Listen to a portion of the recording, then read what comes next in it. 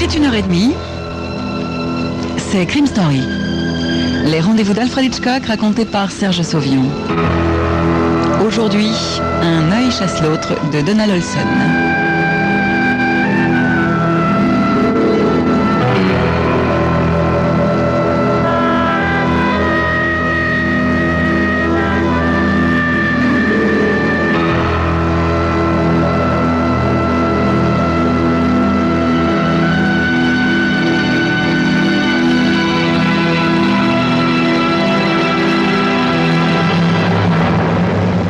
Léonard est réveillé par un coup de sonnette. Ça fait bien 20 ans que ça ne lui est pas arrivé d'être tiré de son sommeil au milieu de la nuit. À l'époque, ça signifiait que quelqu'un avait besoin de lui. Bien sûr, il râlait toujours un petit peu, mais pour être tout à fait honnête, il adorait les urgences de nuit. Léonard avait été un excellent médecin.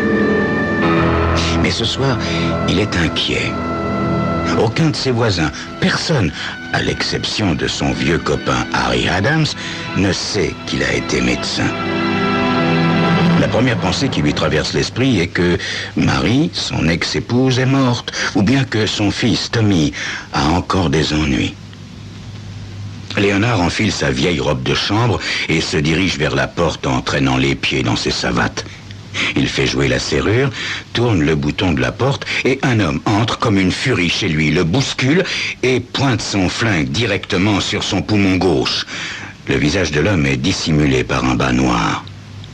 Curieusement, Léonard se sent soulagé. Il sait que ni Marie ni Tommy ne sont concernés par cette visite.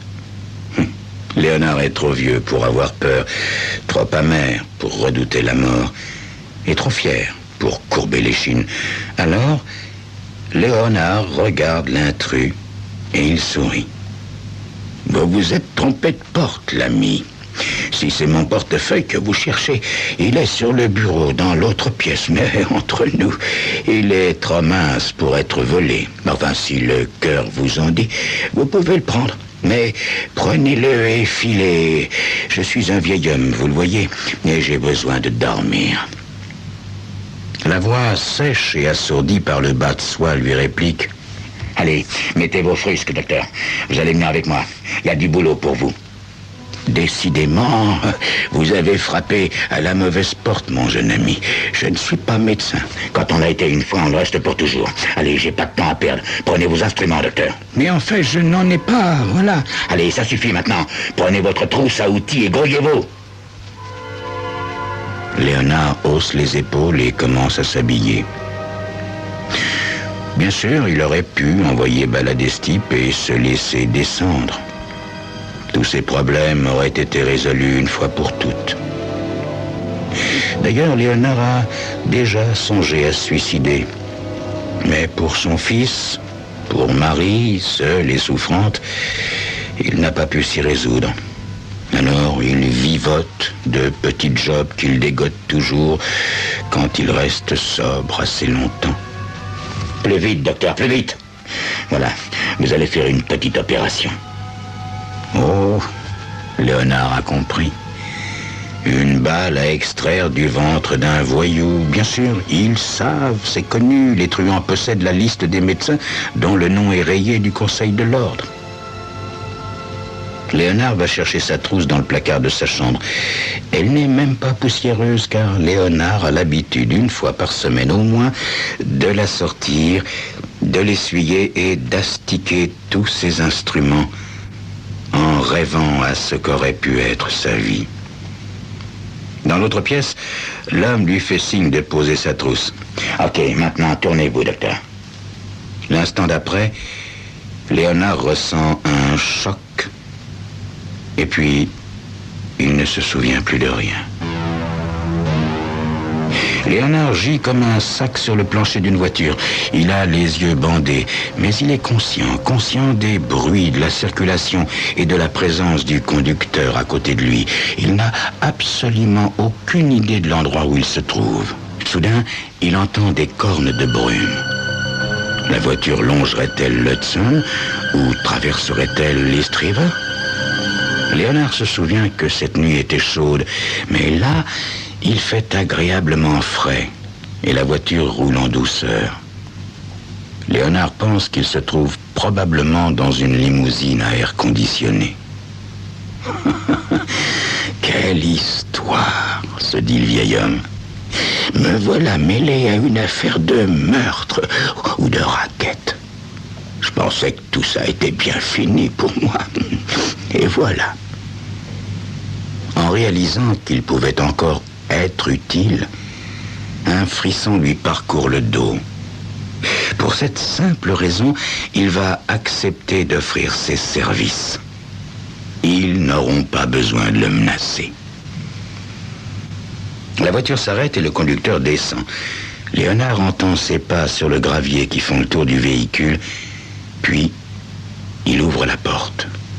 « Sortez doucement », dit l'homme. « Et je vous préviens, n'essayez pas de regarder à travers le bandeau. » Léonard se laisse conduire. L'autre le fait traverser une rue, franchir une porte, puis il monte 2 étages, enfin redescendre quelques marches. L'immeuble a une résonance de lieu déserté, et ça sent le moisi. « On est arrivé, Doc. » L'homme frappe à une porte. Elle s'ouvre. Une main pousse doucement Léonard à l'intérieur. Il reçoit une bouffée d'eau de toilette masculine, mais ce parfum trop subtil ne couvre pas l'odeur d'abandon qui règne ici. La main s'appuie sur son bras, caressante, et la voix qu'il entend est parfaitement courtoise. « Asseyez-vous, je vous en prie, docteur. Je suis désolé pour ce brusque enlèvement. Allez, maintenant c'est fini. Puisque vous êtes là, vous prendrez bien un verre avec nous pour vous remettre. » Léonard hoche la tête. Il a la gorge douloureusement sèche. « Je n'ai que du scotch à vous offrir, docteur, et sans glace. Nous sommes plutôt mal installés, comme vous avez dû le deviner. »« Vous pouvez m'enlever ce bandeau ?» demande le vieil homme. « Non, désolé, docteur, pas encore. Mon ami va vous détacher les mains, mais ne touchez pas au bandeau. Si par malheur vous voyiez nos visages, nous serions obligés d'agir avec vous avec beaucoup moins de courtoisie. Suis-je assez clair? »« Oh oui, oui, » dit Léonard. L'autre homme s'approche de lui et dénoue la corde qui liait ses poignets. Léonard prend le verre que lui tend la main anonyme. Il boit. Il sent le whisky glisser dans sa gorge desséchée. « On dirait que vous aimez ça, docteur. Il paraît que vous avez un certain penchant pour l'alcool, » dit l'autre homme. « Non, mais ce n'est pas pour me dire ça que vous m'avez fait venir, je suppose. Non, non, c'est pour votre talent de chirurgien. Mais je ne le suis plus, monsieur. D'ailleurs, je l'ai dit à votre copain. Ne soyez pas modeste. Vous avez été un chirurgien hautement respecté jusqu'au jour où vous avez opéré illégalement une jeune femme qui est morte. Vous avez été condamné pour homicide. Mais venons-en au fait, docteur.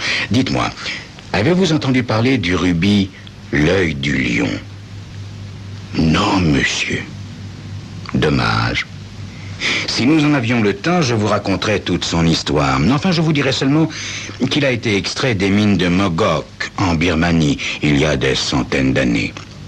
Il fut volé par les Perses au XVIIIe siècle, dans le palais du Grand Mongol à Delhi. Puis, il fut porté par une personnalité royale en Iran, où il fut encore volé, et là, par moi. Pour mon malheur, je dus faire appel à un comparse pour le rapporter ici. Et ce garçon, qui a fait entrer le rubis dans le pays, s'est montré plus gourmand que je ne le pensais. Quand je m'apprêtais à lui payer la somme convenue, il a exigé 2 fois plus. Ce chantage m'a mis hors de moi et je l'ai abattu. Ah, oui, je vois, dit Léonard. Vous lui avez tiré dessus avant de savoir où l'avait planqué le rubis. Et maintenant, vous voulez que je le maintienne en vie le temps qu'il parle? Non, ça n'est pas tout à fait ça, docteur. Cet homme est mort et bien mort, je peux vous l'assurer. Son corps est dans la pièce d'à côté. Non, voilà, docteur. Avant de mourir, il a eu le temps d'avaler le rubis. Vous comprenez maintenant pourquoi vous êtes là? Un frisson de dégoût traverse le dos de Léonard. Il ne s'attendait pas à un boulot aussi macabre. Il tend son verre vide. « Donnez-moi un peu de whisky, s'il vous plaît. » Puis, après quelques instants de réflexion, « Mais pourquoi moi, hein, puisque vous avez le corps? » Voyez-vous, docteur, nous, on sait tirer sur un type, mais on ne sait pas lui sortir les tripes. Ça, c'est votre job. Vous allez nous faire ça en professionnel et proprement. Hein? Vous n'en aurez pas pour longtemps. Êtes-vous sûr qu'il l'ait avalé, ce rubis? Ça n'est pas évident, surtout quand on vient de recevoir une balle. Docteur, je l'ai vu porter la main à sa bouche en tombant. Le rubis est de la taille d'une grosse bille. C'est sûr, il avait la pierre sur lui. Je l'ai vu. Et puis, nous avons fouillé ses vêtements méticuleusement. Non. Le rubis est dans son corps. Nous vous demandons de le retrouver le plus vite possible. Nous ne voulons pas nous éterniser ici. Allez, au travail, docteur. Vous trouverez le corps nu dans la pièce d'à côté. Il est sur la table. Dès que la porte sera fermée, vous pourrez retirer le bandeau. On vous laissera seul avec le cadavre. Quand vous aurez fini, frappez à la porte. Voilà. Si vous acceptez, vous serez très bien payé. Si vous refusez, vous serez tué.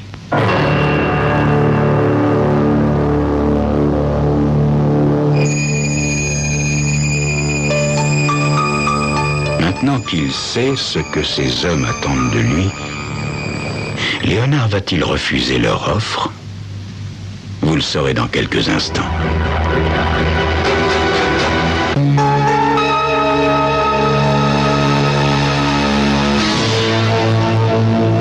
Alors, docteur, demande l'autre homme. Acceptez-vous de faire cette opération pour nous? Mon Dieu, je crois que je n'ai pas le choix. Bien raisonné, docteur. Au fait, quand vous aurez fini, n'oubliez pas de remettre le bandeau avant de sortir de la pièce. Là-dessus, Léonard est doucement poussé vers la porte. On lui met sa trousse dans les mains. La porte se referme. Léonard attend 5 secondes avant d'enlever son bandeau. La nudité froide de la pièce le fait frissonner. Petite et humide, des plaques de plâtre sont tombées du plafond et jonchent le sol. Sous l'unique ampoule allumée, le corps nu d'un homme jeune est étendu sur une longue table. Bien que la pièce soit fraîche, Léonard transpire. Il pose sa trousse. « Travaillez vite !» a dit l'homme. Mais Léonard n'est pas pressé de mutiler cette sculpture humaine étrangement belle. Mais il n'ose pas s'attarder plus longtemps. Quelque part dans ce corps est enterrée une fortune. Le vieil homme ouvre sa trousse et sort les instruments nécessaires. Au moment où il lève son scalpel au-dessus de l'abdomen de l'homme, Léonard ne peut s'empêcher de songer à l'ironie du sort qui lui fait réaliser sa première opération depuis 20 ans sur un cadavre. 30 minutes plus tard, Léonard cogne à la porte après avoir remis son bandeau. La porte s'ouvre et une main le tire dans l'autre pièce. « Est-ce que je pourrais avoir un scotch ?» Vous avez l'air d'en avoir besoin, docteur. Vous ne vous sentez pas bien? Oh, j'ai déjà été mieux. On lui met un verre dans les mains.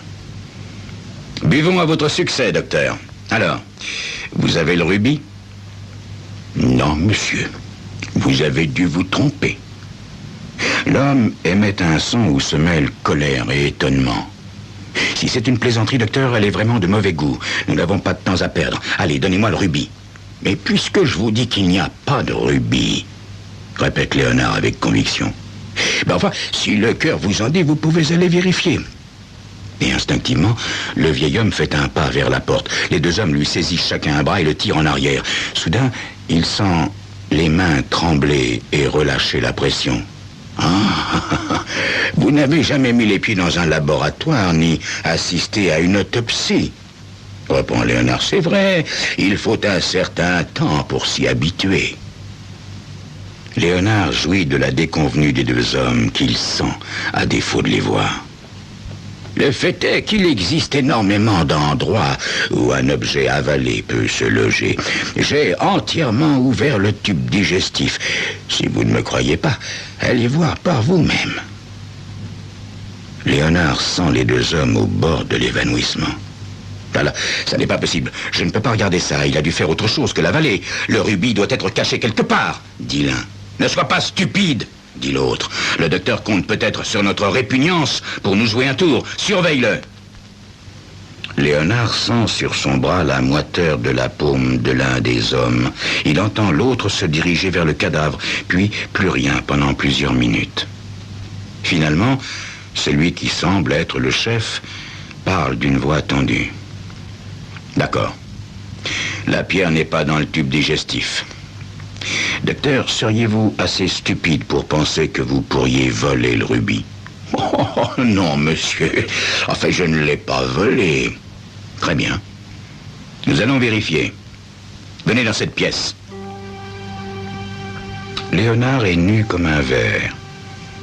Les deux hommes le fouillent soigneusement, ainsi que ses vêtements. L'un des deux hommes lâche un juron. Mais enfin, ça n'est pas possible! Le rubis n'a pas pu se volatiliser. Il doit être là. On ne peut pas rester ici toute la nuit. Léonard a la gorge sèche. Mais ce n'est pas le moment de demander un autre scotch. Il me semble, monsieur, que vous ne voyez pas ce qui tombe sous le sens, fait-il soudain. Quoi, que voulez-vous dire?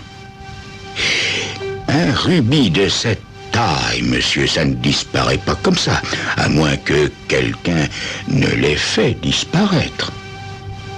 Mais ce type n'a pas quitté l'appartement. Non, non, je ne parle pas de lui, monsieur, lui, mais de l'un de vous deux. Car l'un de vous deux a quitté cette pièce, ne serait-ce que pour aller me chercher. Le silence est pesant. Enfin, l'un des deux hommes dit d'une voix empreinte de colère. « Espèce de... Vous m'accusez, c'est ça? Vous m'accusez de l'avoir volé? » « Non, non, monsieur, poursuit le vieil homme. Non, j'ai seulement dit que l'un de vous deux doit l'avoir pris. » C'est au tour de l'autre homme de parler. « C'est toi qui l'as fouillé, Dutch ?» lâche-t-il d'un ton glacial. « Oui, mais toi, t'étais tout seul avec le cadavre quand je suis allé chercher ce poivreau. Je l'ai pas, ce rubis. Et toi, hein? Est-ce que tu l'as? » Léonard perçoit un mouvement brusque et comprend ce qui va lui arriver. « Ligote-le, Dutch. Et surtout, ne tente rien. J'ai déjà utilisé mon revolver et je n'hésiterai pas à m'en servir une seconde fois. Je n'aime pas les faux jetons. » Dutch lâche une bordée de jurons. « Ferme-la et attache-le. » Léonard sent qu'on lui tord les bras et qu'on les lui ligote sans ménagement. « Désolé, docteur, » dit l'homme d'une voix à nouveau calme, « mais je suis sûr que vous n'aurez pas de mal à vous libérer quand nous serons partis. Je vais emmener mon ex-associé faire un petit tour, si vous voyez ce que je veux dire. Il sera bien obligé de parler et de me dire ce qu'il a fait du rubis, sans quoi il finira exactement comme l'autre. » Léonard reste immobile un long moment après leur départ. Il se demande s'ils ont emporté la bouteille de scotch. Une fois certain que les hommes ne vont pas revenir, Léonard fait une première tentative pour se libérer. 10 minutes plus tard, il est en nage, mais il a défait les liens qui lui attachaient les poignets. Il ôte son bandeau. La bouteille de scotch est sur la table, à moitié pleine. Il avale plusieurs gorgées, puis jette un coup d'œil dans le vestibule. Un immeuble inhabité, mais probablement condamné à la démolition.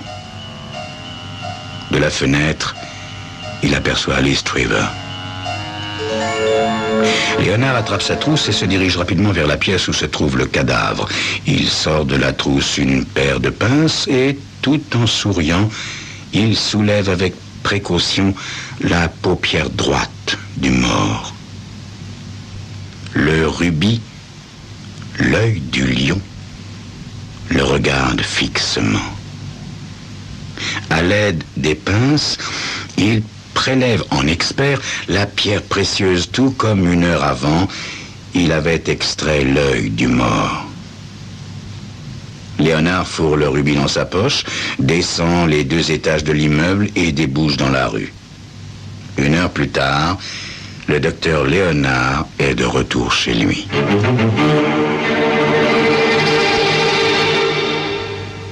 Ce soir, c'est la fête.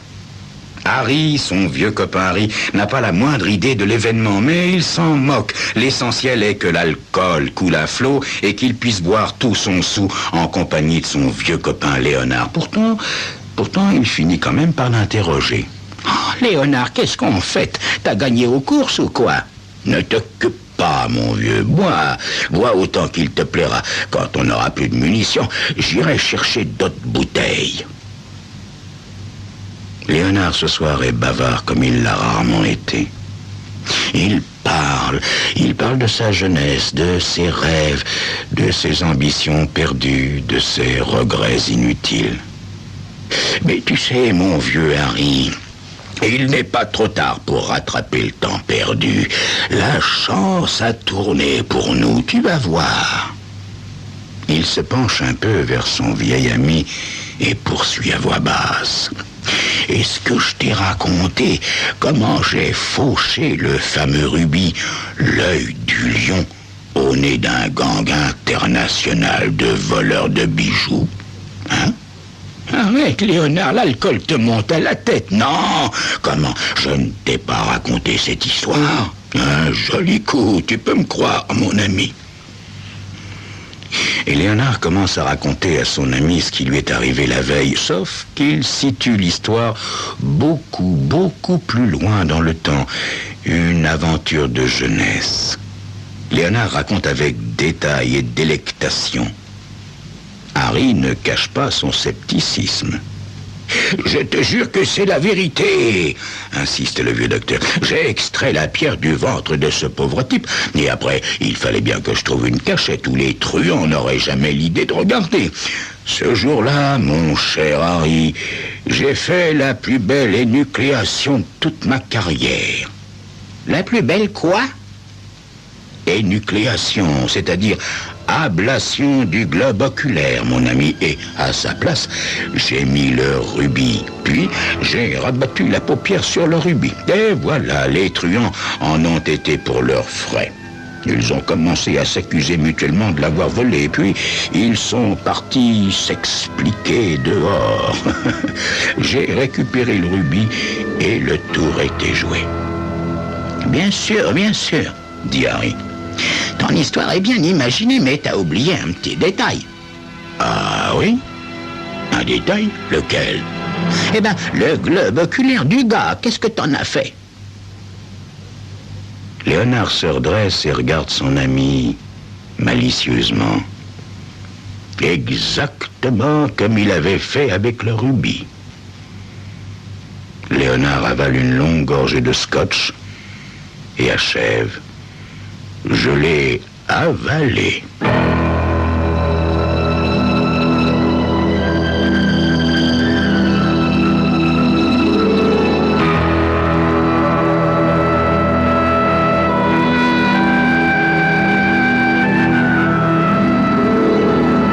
C'était Crime Story, les rendez-vous d'Alfred Hitchcock racontés par Serge Sauvion.